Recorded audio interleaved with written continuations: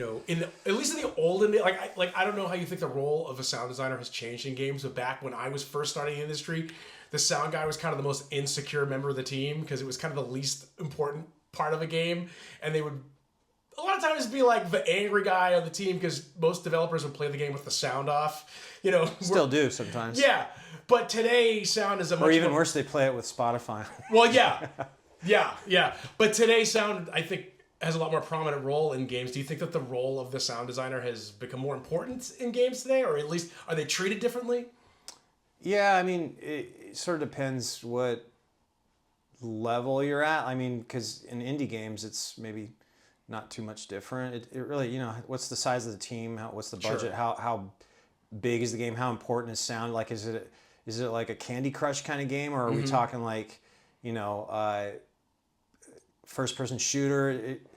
But yeah, I'd say in general, sound. I mean, games can sound better. And back when I started and when you started, I mean, we were still using 80 PCM compression on everything, 22 kilohertz, and 8-bit sounds if it wasn't 80 PCM, and stuff just sounded gritty as hell. Yeah. You ever fire up an old PS2 game and just like the first thing I do is go, wow, it sounds so bad.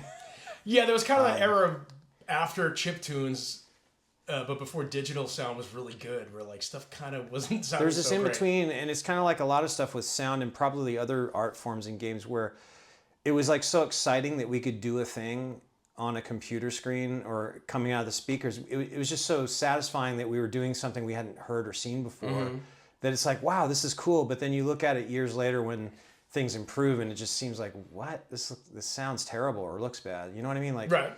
kind of like the way, if you notice the loudness of footsteps in games over the years, they've gradually become quieter and quieter. There's games now where you barely hear them That at used all. to be a big deal. I remember the biggest deal in the world was when your footstep changed depending on what material you were walking on. Sure, it's useful for that. It still doesn't need to be as loud as it used to be. But it used to be you can still hear it. Yeah, it used to be like, wow, we have footsteps. Yeah, that was a big deal. That's what I mean. It's like that. Wow, we can do this. Wow, I can have a different surface type. Keep it loud. I love hearing that. And then, but aesthetically, as a player, it's just kind of like, eh. So, but the quality. I mean, I don't know. I think your case when you had that guy that was really sensitive or whatever. Oh yes, we could talk about that. I don't think I don't personally think that should be like an example of any guy doing sound in games back then. I think that guy might have been a bit of a special case. Is what I suggest. For the listener who is just not aware, I was talking to him earlier about this interview about how I was working on a game, and the sound guy busted into a meeting and said, nobody likes my new shotgun sound that I put in the game, but I'm trying to explain to you, everybody here, that you're not listening to it right. And we just were all in the meeting like, did he just say that? We're not listening to it right?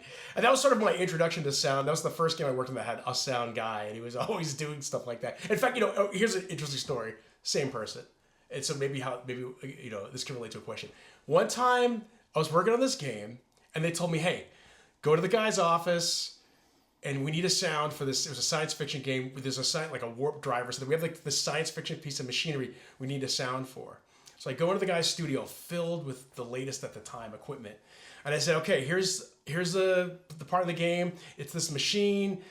It's this big hulking sci-fi machine that produces energy for this base, and it uses anti-gravity or whatever. And he looked at me and he said, well, I can't make a sound for that. I'm like, why? He goes, well, because that machine doesn't exist in real life. And I just kind of was like, isn't that your job? Yeah, right there. That tells me about the person. Okay. And yeah, how do you make a sound for something that doesn't exist in real life? What is your process? That's like the opposite of what I would say, because that's like, wow, cool. Let me figure out what this sounds like. I mean, that sounds like somebody that's not really into their job. It was weird. I don't know. Yeah, because or he didn't like you personally, maybe. I know. It was fine because he went on and he wanted to hang out or whatever. But like that, yeah, it was just kind of weird to me because I was like, everybody by that point had heard the stories of on Star Wars, like the TIE fighters were a broken air conditioner and everything. I was like, isn't that what you do? And he's just like, no, I can't do that. So anyway, what is your approach to making sound for things that don't exist in real life? Well, yeah, I have to say part of my process, sometimes my favorite thing to do is just write about it. Okay. I don't know why, but it just helps me process things to write things down. So I have like a document I keep. It's like kind of like if you had recipes in your kitchen, and I even have like an index. I try to group things together, but sometimes it's weird trying to figure out how to classify things. So I don't worry too much about it. But at least there's a table of contents and I can search for things. So yeah, I'll start writing my thoughts down about what the thing is, what it's made out of, what what it does. It's basically I find out the lore about it. If there's lore, I'll ask questions too. I won't just. But it's funny, yeah. Even on the game I'm on now, sometimes there is no lore yet, and it's like. That's just how game design works, though. Sometimes you create the lore after you make the fun thing. So in that case, then I just start thinking on my own, well, what could it be? I create the idea about what the thing, like, is this thing powered by magic? What's the magic, like, where does it come from? What, is it based on elements is a fun thing? Is it fire, electricity, water? So you just kind of go crazy with stuff like that. And a lot of it has to do with what it looks like, what it might be made out of. Well, there's an expectation. The audience is going to expect something to sound a certain way based on what it looks, and that's kind of... Yeah. And I mean, it's the one fun thing about sound design, like a lot of art forms or just things in game development in general, is that you can... Sometimes if you have the time, you can experiment and try different things and see what works. If you can't figure it out, you just start trying, just throw shit at it and see what happens. So I do that too sometimes.